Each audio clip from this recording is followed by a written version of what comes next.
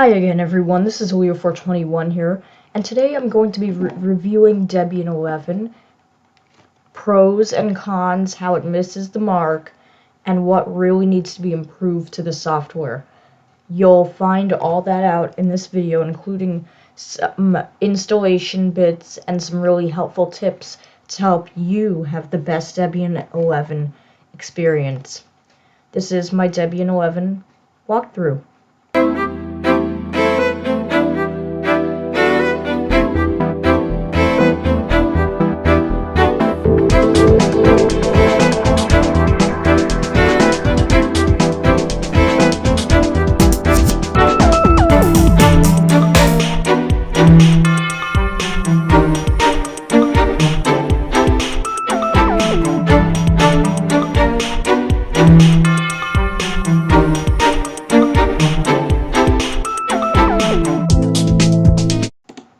Hi again everyone, it's Leo421 here, and today I'm reviewing Debian 11 Bullseye.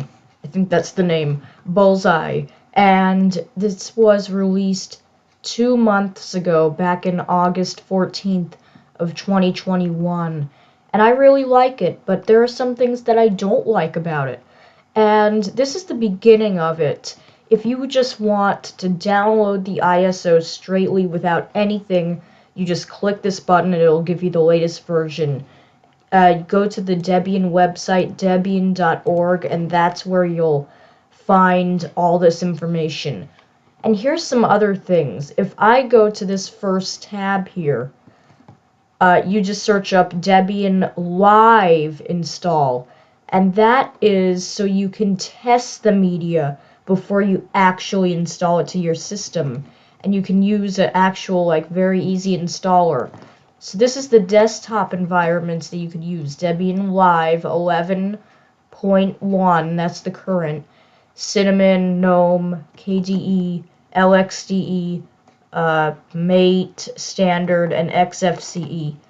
And GNOME is the default, so that's what I will be using today. And once you would do that, you would put it on a USB stick using a Windows 10 or Windows 8 or Windows 7 or Windows 11, whatever computer you have. And you use this called Rufus. This is what you use to create the bootable USB stick. So if I go here, this is what Rufus looks like. You can download it for Windows 10, Windows 7 or later, it looks like. So that's what you can use for that. And that's really awesome in my opinion. So that's what these ISO images are. Well, what about the second tab? So this is basically the same thing, just except I didn't go in here yet. I would go, just for example, 11.0. This is the non-free software, and that doesn't mean you have to pay. You don't. It's just this has the firmware. Now, Debian most likely never has Wi-Fi unless you have this ISO with the non-free components. So it's the same thing, it's just it has the firmware installed. So let's get going to the install part. This is Firefox, and we can click on Firefox by accessing the activities menu by clicking it. But this is not what we're going to want now. We're going to want where it says install Debian with this little red mark and little bar progress. Install Debian. You're going to click that. This is the live media method. We click on it, and that's going to take a second to pop up. Here, I'll just close this out. And it brought up the Calamares installer for Debian 10 and above. And the Calamares installer is a great choice because it is very more simpler to use than other Debian distros. Like below Debian 10, you wouldn't have this awesome, nice installer as you would. So this is the welcome screen. We basically select our language, which I'm just going to leave at American English. Next, we want to select our location on the map. Just click anywhere. Los Angeles, that's close enough to me. Okay, so there we go. I'll click next. And here is the keyboard type. I'll just keep mine at English US. I can type here to test my keyboard. That seems good to me, so I'll just go ahead and continue. Okay, so here is where the partitions come in handy. If you want to install alongside Debian, that means it'll just shrink a partition to make room for it.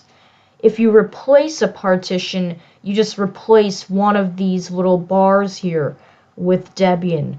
If you want to erase the disk, you just erase the whole thing, and it would just have a nice empty space for Debian. And you can always manually partition, create, or resize the partitions yourself. I'm going to go with replacing a partition, and where I can just have, it says Fedora on it, I think, from a previous video.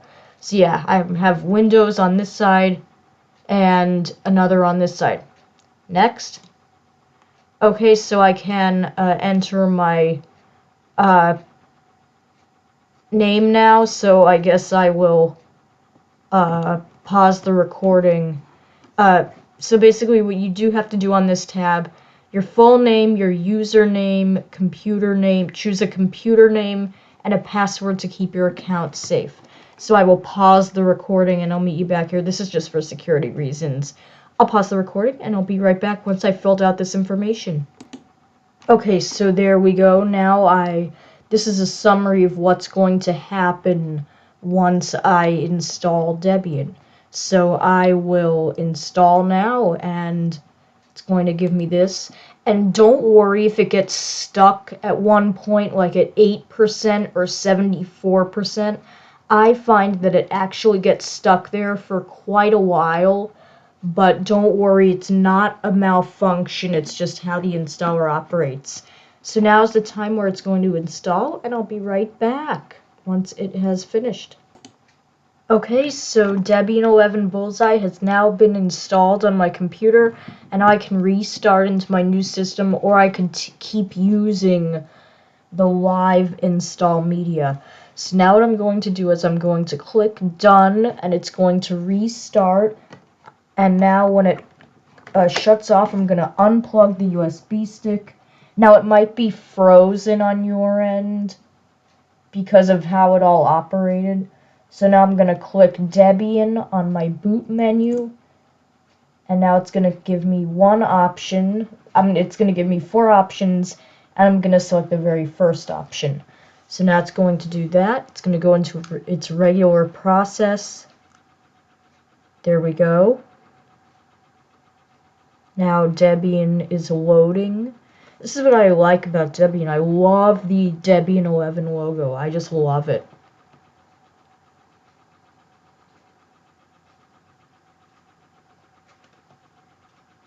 I just love that logo that it has. Okay, so now you can't see this, but I do have a login screen. The screen recorder doesn't actually capture what I'm doing, so now I can enter the password that I set during the installation process, and then I should have a new Debian desktop. And let's see if it works. There we go. I have my new Debian desktop. Well, isn't that awesome? I'm not sure why. Is there something going on here? Okay, so now I have a welcome screen here. So now I can click next on here.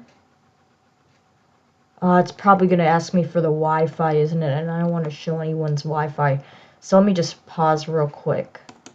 Okay, so it didn't because I already connected before. I can connect to my online accounts, so I will go ahead and do that. Okay, so I did that, and it says all done. Debian GNU Linux is ready to be used. We hope that you love it. Start using Debian Linux. And there we go, and it opened up the help section here. I'm wondering why I don't have a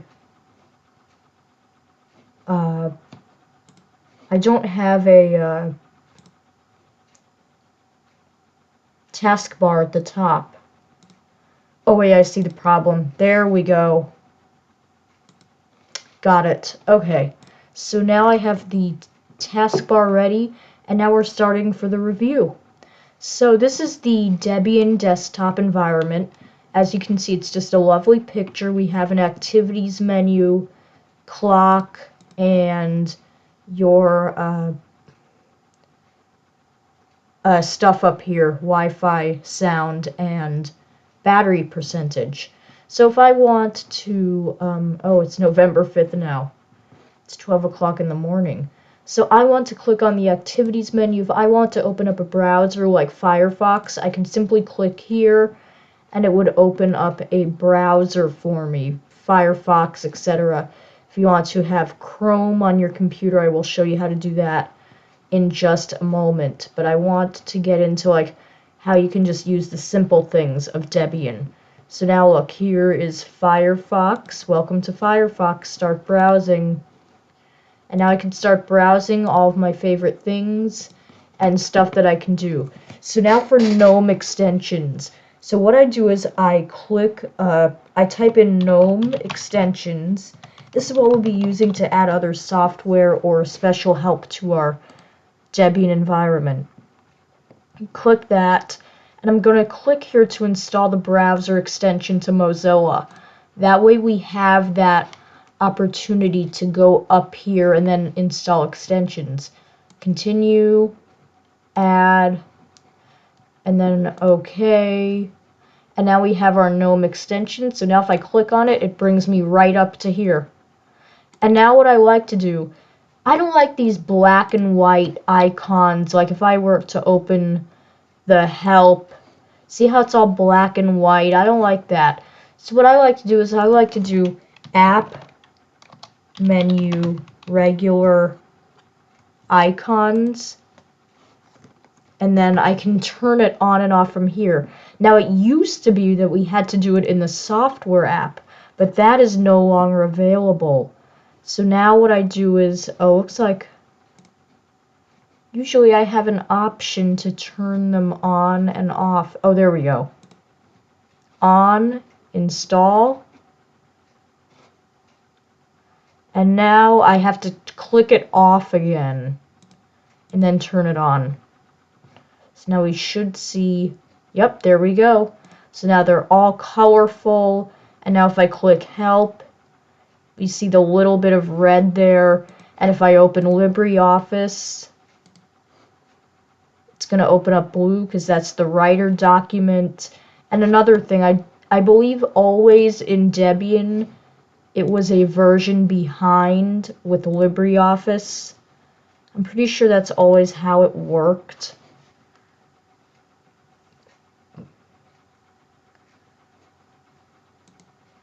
I'm going to see some, oh, there we go. So let's see what version this is in Debian. So it's always the version behind. And I'll go ahead and close this and get rid of the text boundaries. I'm going to see something here about, yep, this is 2 versions behind of the latest version. This is obviously 2020.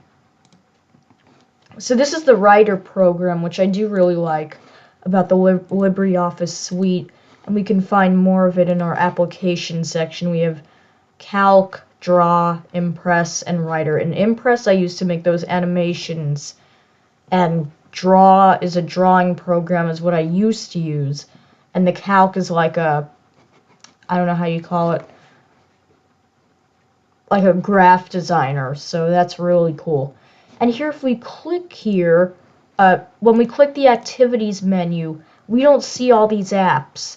And how I access them is I click this icon, and then all the apps pop up. So that's really nice. And for the other extension I wanted to show you is when we go into our settings menu. For some reason, settings takes a while to open, so let me just pause. Okay, that didn't take too long. So now what I go to is, where did I go to last time? Oh, I went to accessibility. This is if you want to. You can access the accessibility menu right here without clicking here and, you know, doing a bunch of stuff. And we can also, like, change the date and time from here. It's also really nice, in my opinion. So automatic date and time, automatic time zone, and that, etc. So that's kind of like the settings. I've done a lot of tutorials about the settings already, so I'm not going to go over a lot of it. This will be a shorter review than I did with Fedora. So we have Firefox. Evolution is an email app for mail and stuff. Rhythmbox is for music and that kind of stuff. Music, you can import music. I already showed LibreOffice Writer.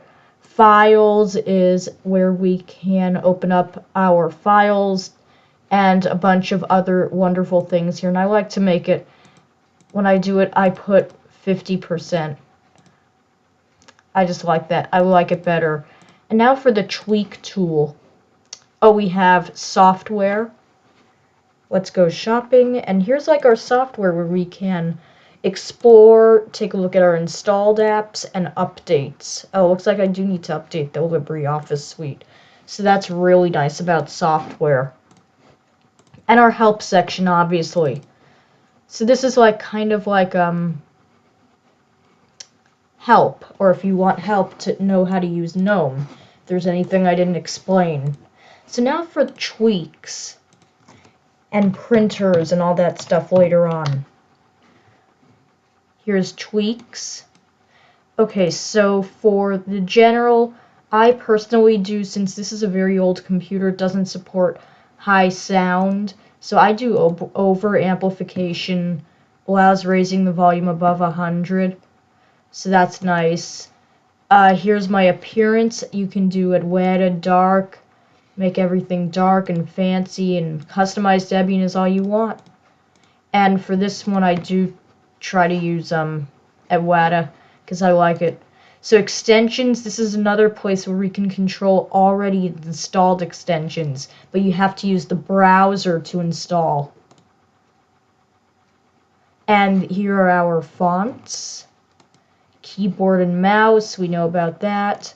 Startup applications, we can, when we power on our laptop or computer, we can choose which applications we want to start up right away. Now the top bar, I love to turn this on for battery percentage. That way we can use a bunch of those things later on. I really like the battery percentage.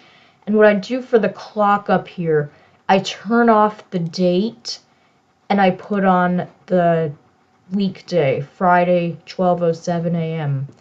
Window title bars, this one's also really important.